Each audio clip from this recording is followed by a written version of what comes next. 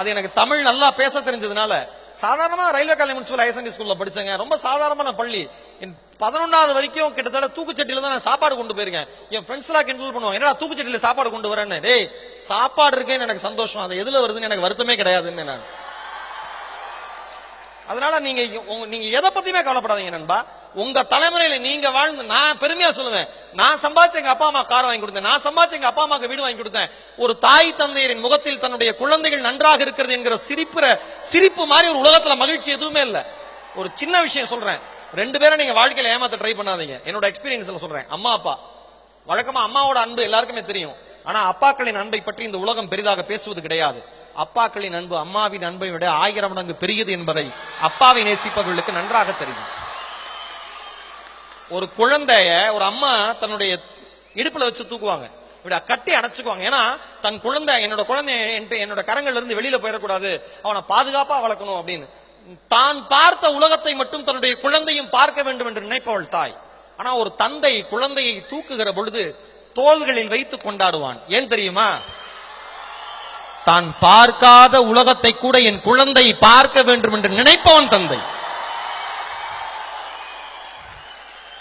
அம்மா வாழ்க்கை முழுக்க நமக்காகவே தேஞ்சு தேஞ்சு தேஞ்சு தேஞ்சு காஞ்சு ஓஞ்சு போன ஒரு உடம்பு.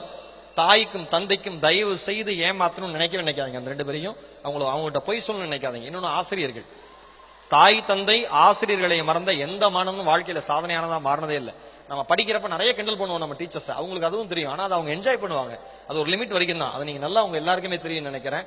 ஏன்னா ஆசிரியர்களை மதிச்சவர் தான் அப்துல் கலாம். அவர் ஜனாதிபதியா பதவியேற்ற அடுத்த நிமிஷம் யாருக்கு நன்றி சொல்ல விரும்புறீங்கன்னு கேட்டப்ப அவங்க அம்மா அப்பாக்கு சொல்லல, பெரியப்பாக்கு சொல்லல, பெரியம்மாக்கு சொல்லல, சகோதரிக்கு சொல்லல.